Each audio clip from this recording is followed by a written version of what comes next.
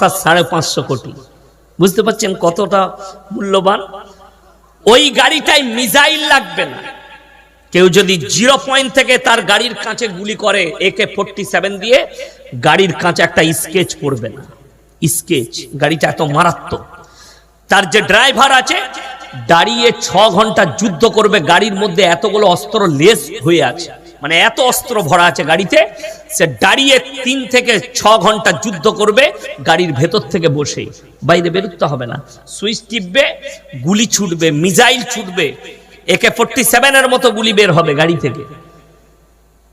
কোরআনে আছে এর থেকেও 2 জন বাদশার কথা, জালিম বাদশা, যাদের কাছে শুধু সামরিক বাহিনী নয়, সামরিক শক্তি নয়, শারীরিক শক্তিও ছিল। 1 নম্বর হচ্ছে ফেরাউন। কোরআনে আছে মিশরের মাটিতে দাঁড়িয়ে ফেরাউন তার প্রজাদিকে বলল, আলা রাব্বুকুমুল আলা, আমি তোমাদের রব, আর আমি হচ্ছি পৃথিবীর শক্তিশালী। তার প্রজারা মাথা নত করে মেনে নিল। সে চাইলো আল্লাহর দাওয়াতের কাজ করছে, ইসলামের প্রচার করছে মুসা, এই মুসা নবীকে আমি তার কওমকে বিলুপ্ত করে দেবো, তাদেরকে হত্যা করে দেবো।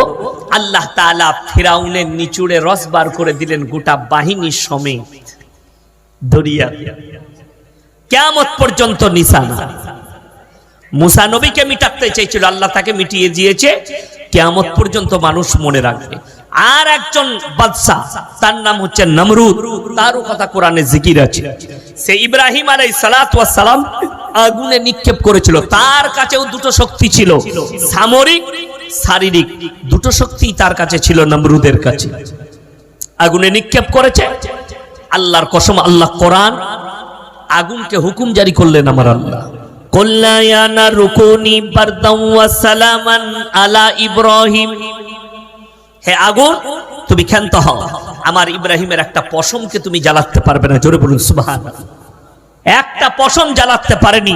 কোরআনে আছে রওয়ায়াত, আল্লাহ তাআলা বললেন সেই নমরুদকে আল্লাহ তাআলা বেইজ্জতির সঙ্গে মৃত্যু দান করলেন। এরকম বাদশাকে বর্তমানে যে যেরকমই ঘেরাটোপে থাকুক, যতগুলোই বডিগার্ড থাক, আল্লাহর কসম খেয়ে বলছে আমার আল্লাহর কাছে দুর্বল। সে আমেরিকার প্রেসিডেন্ট হোক, রাশিয়ার হোক, পৃথিবীর যতগুলো বডিগার্ড আছে সব যদি কেউ নিজের কাছে রেখে দেয় তারপরেও দুর্বল। যদি বলেন দলিল কি আছে, ইমানদারির সঙ্গে বলুন, আমেরিকার প্রেসিডেন্ট যদি তার গাড়িতে থাকে, তার বাইরে বডিগার্ড, গাড়িটা সুরক্ষার গাড়ি, কিন্তু মালাকুল মউত এলে আটকাতে পারবে? জোরে বলুন না সুবহানাল্লাহ। আল্লাহর শুকর আদায় করুন, আল্লাহ কত শক্তিশালী। যত কিছুই থাক, কিন্তু আল্লাহ যদি মালাকুল মউত পাঠায়, পৃথিবীর আর কারোর কোনো কিছু করার নেই। কোরআন শুনেলেন মানুষের দম কত দূর। এই অনেকজনা মারদানগি দেখায় না, আমাকে খালি ছুঁয়ে দেখা দেখিনি, বলে না, অনেকজনা শক্তি দেখায়। আমার পাওয়ার জানিস, আমি এলাকার নেতা, আমার পাওয়ার জানিস, আমি রাজ্যের একজন এমএলএ হও, এমপি হও, সকলকে বলি কোরআনটা শোনো, যদি তোমার মধ্যে ঈমান থাকে। ওয়ালাউলা ইজা বালাগাতিল হুলকুম আনতুম হিনা ইজিন তানজুরুন। এটা প্রত্যেকটা মুমিন ব্যক্তি যারা কোরআনকে বিশ্বাস রাখে, আল্লাহকে বিশ্বাস করে, আপনার চোখ দিয়ে পানি আসবে। আল্লাহ যে ভাষাটা বললেন, নবীজিকে নবীর চোখে পানি। ওয়ালাউলা ইজা বালাগাতিল হুলকুম, হুলকুম মানে হচ্ছে এই হালাকটা, এখানে একটা হাড় আছে না, কথা বলেন, হালাক কাকে বলে? অনেকজন যারা কারি আছে, কিরাত পড়ে, আমি কিরাত পড়েছি, আমাদের উস্তাদরা বলতো কফ হালাক সে নিকালো, এই জায়গা থেকে বের হয় বাড়ি কফ। 2টো আছে, একটা কাফ, এরকম করে এরকম এরকম, এটা কাফ, আর একটা হচ্ছে গোল, 2টো নোক্তা আছে, এটা হচ্ছে কফ। কফ আর কাফ 2টো অক্ষর, তো এইখান থেকে বের হয় কফ, এই জায়গার নাম হচ্ছে হালাক। আল্লাহ কোরআনে বলে ওয়ালাউলা ইজা বালাগাতিল হুলকুম, হুলকুমের মতলব হচ্ছে এই হালাকটা। আমি যখন তোমাদের মৃত্যুকে টেনে আমার ফেরেশতা এই হালাকে নিয়ে আসবে, আনতুম হিনা ইজিন তানজুরুন, তুমি বিছানায় শুয়ে খালি তাকিয়ে দেখবে, তোমার আর কোনো উপায় থাকবে না। যারা বলছেন ডাক্তার আছে দামি দামি, বড় বড় প্রফেসর ডাক্তার আছে, আল্লাহর কসম খেয়ে বলছি ডাক্তার বাহানা, ওষুধ বাহানা। হায়াত আল্লাহ দান করেন, মৃত্যু আল্লাহ দান করেন, সুস্থতা আল্লাহ দান করেন। আমাদের কোন লোক যদি কলকাতা থেকে অপারেশন করে আসে আর যদি একটু সুস্থ হয়ে যায়, লোকে যদি জিজ্ঞেস করে কি করে ভালো হলি, বলে কলকাতার অমুক ডাক্তার আমাকে ভালো করে দিলে। বলে না, বলে না, একদম শিরকি ভাষা, এই ভাষা বলবেন না। আরে ভাই, কলকাতায় এমনিতে গিয়েছিলাম, একজন ডাক্তার বাবু দেখলেন, ওষুধ দিলেন, আর সেই বাহানায় আল্লাহ আমাকে শিফা দিলেন। এটা হচ্ছে সহি ভাষা, আল্লাহ শিফা দান করলেন। কেউ যদি বলে না ডাক্তারের দ্বারা মানুষ ভালো হয়, পশ্চিম বাংলায় যতগুলো নেতার কথা বললাম, মন্ত্রীর কথা বললাম, যদি কেউ ডাক্তারে বেঁচে যেত, তেনার নাম হচ্ছে জ্যোতি বাবু, মুখ্যমন্ত্রী জ্যোতি বসু। আমেরিকা থেকে বাই প্লেন ডাক্তার আনা হয়েছিল ওনার জন্যে, তারপরও হায়াত নেই, ডাক্তারে বাঁচবে না। মৃত্যু চলে এলো ডাক্তার আসার পরেও, ডাক্তার বাঁচাতে পারেনি। আমার বন্ধুগণ, আমার ভাই, ওই জন্যে আমরা যারা এখানে আছি ইমানদারির সঙ্গে বলুন তো, যারা আমরা বেঁচে আছি, আমরা নিজের ইচ্ছায় আছি না আমার আল্লাহর দয়ায় আছি?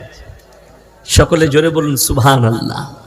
স্টেজ থেকে নিচে পৃথিবীর যতগুলো জানদার, যাদেরকে আল্লাহ প্রাণ দিয়েছেন, তারা কেউ নিজের ইচ্ছায় বেঁচে নেই, আমার আল্লাহ, আমার রবের ইচ্ছায় মানুষ বেঁচে আছে। এটা রবের ইচ্ছা। আল্লাহ যখন চাইবেন আপনার কাছে মৃত্যু হাজিরি দিয়ে দিবে, পৃথিবীর কেউ রুখতে পারবে না। আল্লাহকে চিনিয়ে দিই, তারপরে আমার বক্তব্য। আমি কিন্তু এখনো বক্তব্য শুরু করি নাই। বক্তব্য শুরু করেছি না, আমি বক্তব্য শুরু করলে সবাই নিতে পারে না, আমি খালি ঘা করে দিয়ে যাব। পরশু থেকে রোজা আছে তো, ভোরে ভাত খাবেন, মহলম গুলো লাগিয়ে দিবেন, কাল থেকে মহলম লাগাবেন, আমি ঘা করব।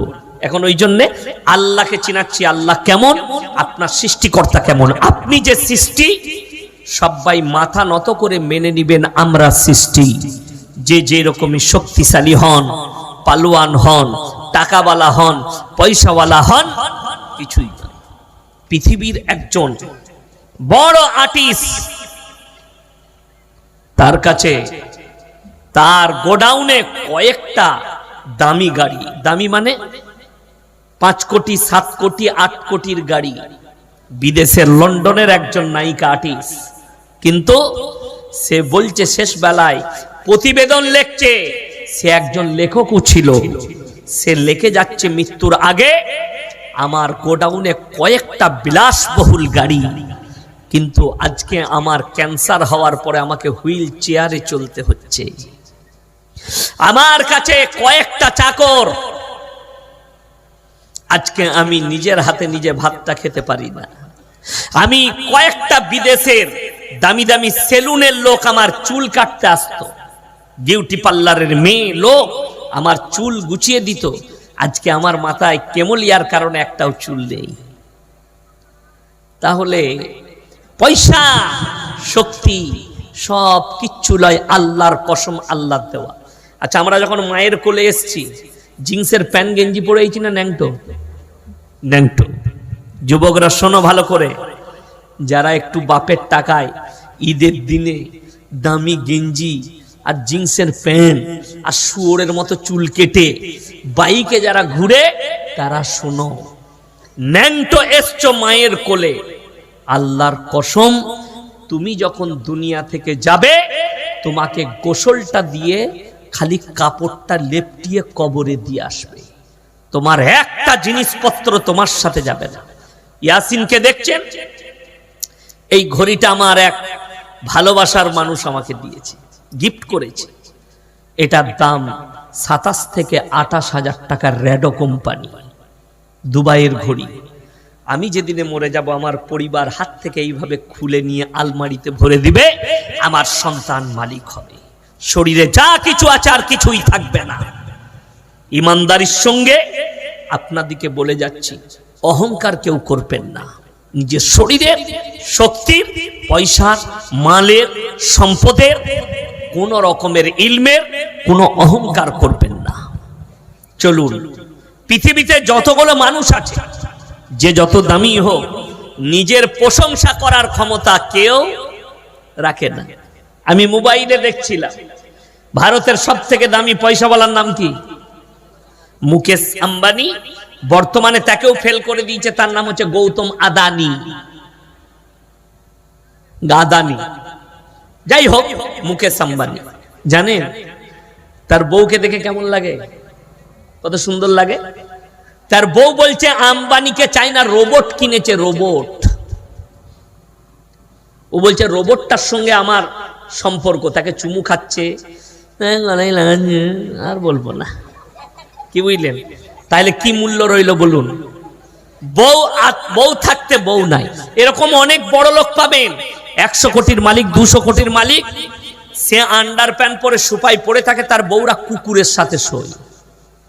আর আপনি উলাডাঙ্গায় বাস করেন, সকাল হলে মাঠে কাজে যান, তা না হলে জঙ্গিপুরে লিভার খাটতে যান, তা না হলে সাগর দিঘিতে কোনো দোকানে কাজ করেন, ঝাড়ু লাগান, কোনো মাদ্রাসায়, কোনো স্কুলে। আপনি এশার নামাজ বাড়িতে পড়ে, গ্রামের মসজিদে পড়ে, বিবির সঙ্গে বসে শাক ডাল খেয়ে, বিবির গলায় ফজর পর্যন্ত হাত রেখে ঘুমাতে পেরেছেন, আল্লাহর শুকর আদায় করে। এর থেকে দামি সুখী লোক পৃথিবীতে আর কেউ নেই। কি আম্বানি বলছেন? আমাদের দেশের লোক মনে করে আম্বানিরা বড় লোক বলে না, ওরা মনে হয় সোনার মুরগি খায়। সোনার মুরগি খায় তো আম্বানি? সোনার মুরগি খাওয়া যাবে? ওটা আলমারিতে রাখা যাবে। বুকা, সোনার ছাগল খাওয়া যায় না, আলমারিতে রাখা যায়। খাবার আল্লাহর কসম খেয়ে বলছি, রুজির মালিক কে? আল্লাহ। যদি এটা বিশ্বাস না হয়, সকালবেলায় উঠে বহরমপুর চলে যান, যেটা আপনাদের জেলা সদর, বহরমপুরে গঙ্গার কিনারায় যান, দেখবেন 100টা বড় লোক আন্ডার প্যান্ট পরে ছুটছে। কি হলো? শয়সু গয়কার র। ডাক্তারে বলেছে 3.5 কিলোমিটার হাঁটবি, না হলে মরে যাবি। এই ভয়ে ছুটছে সকালবেলা। কি বুঝলেন? খেতে পাই না। কলকাতার ডাক্তারকে কাগজ লিয়েছে, এরকম কাগজ, রিপোর্ট বেরিয়েছে, স্যার ওরে বাবরে 530 সুগার, মিষ্টি খাওয়া ছেড়েই দিতে হবে মোটামুটি। আমি লিস্ট করে দিচ্ছি, এগুলো খাবেন। স্যার কি কি খাবো? সকালবেলায় উঠে 1 কাপ বিনা চিনির লাল চা। বিনা চিনির লাল চা। আচ্ছা, আপনি যারা বিনা চিনির চা খায় তাদেরকে জিজ্ঞেস করুন, ভাই বিনা চিনির চা কেমন লাগে? বলবে দারুণ লাগে, খেয়ে দেখ। আর আমি বলছি ছাগলে মুখ দিবে না। বিনা চিনি চা কখনো ভালো লাগে? ওটা সুগার হয়েছে বলে ভালো লাগছে। ওদের বুঝতে পারেননি? 1 কাপ বিনা চিনির লাল চা, 1 মুঠো সাদা চিড়ে ভাজা। 1 মুঠো খালি সাদা চিড়ে ভাজা নিবি। আর কি নেবো? বলে আর কিচ্ছু লয়। এরপরে বেলা 11টায় 1 কাপ মাপা চালের ভাত। 1 কাপ চাল, কাপেতে যতটা চাল ধরবে তোর বউকে বলবি মেপে নিবে, দিয়ে যতটুকু ভাত হবে ওই ভাতটা প্লেটে নিবি। কি তরকারি কিনলু? বসার গরুর মাংস বলে ছুতে পাবি না, মুরগি বললে ধারে পাশে যাবি না, খাসি বললে স্বপনে ভাববি না। কি খাবো স্যার? বললে খালি করলা ভাজি আর ভেন্ডি খাগা। এটা কিন্তু কোটিপতির লিস্ট, গরিবের লয়। আর সাগর দিঘিতে কাজ করে, গড়ের লোকের গাড়ি লোড করে। বেলা 12টা বেজেছে, চাচার হোটেলে বসেছে, মুসলিম হোটেল, কাবাব আর কুপ্তা আর আপনার বিরিয়ানি আর পোলাও আর গোস্ত ভুনার কিমা সব 1 প্লেট করে দে। মুচুড়ে খেয়ে আবার ভ্যান চালিয়ে চলে গেল। কে সুখী? শুনলেন? এরপরে কোরআন শোনাবো। হযরতে জাকারিয়া মরিয়মকে বলছেন, ক্বালা ইয়া মারইয়াম আন্না লাকি হাদা, মারইয়াম মানে তিনি হচ্ছেন হযরতে ঈসা নবীর মা। ওয়াজকুর ফিল কিতাবি মারইয়াম ইদিন তাবাদাত মিন আহলিহা মাকানান শারকিয়্যা, মরিয়ম যখন পূর্ব দিকে এক স্থানে নিজেকে পর্দা করে নিল। ফাত্তাখাদাত মিন দুনিহিম হিজাব, বর্তমান আমরা যারা আছি পৃথিবীতে, ভবিষ্যৎ যারা আসবে দুনিয়াতে,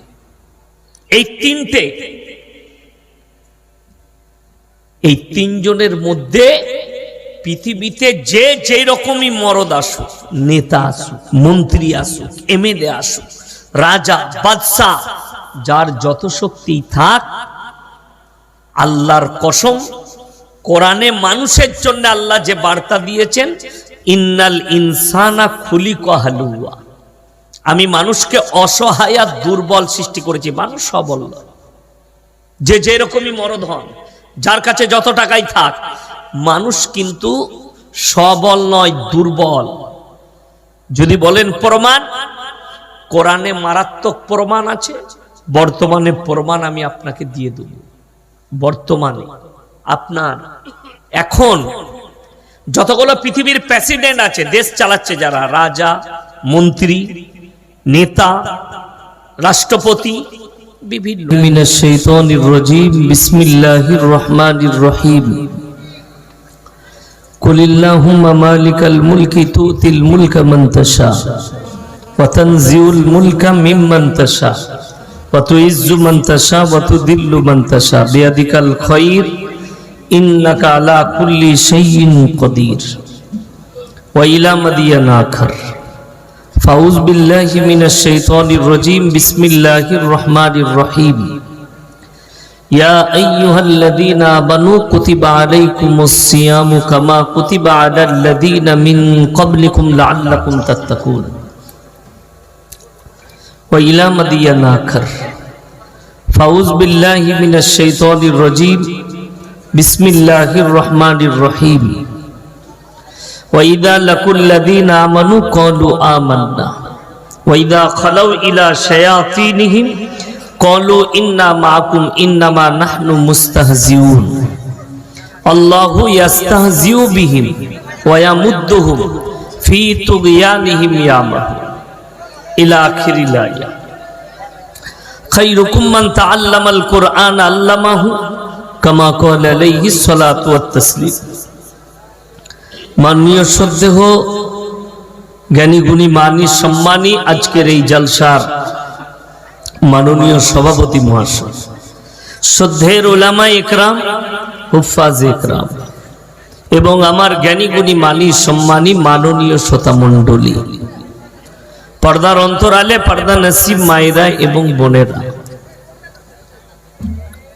আল্লাহর বড় দয়া, কৃপা, ভালোবাসা আমাদের প্রতি, গোটা বিশ্বের প্রতি। সবাই আল্লাহ শুকর আদায় করে হৃদয় থেকে বলি আলহামদুলিল্লাহ।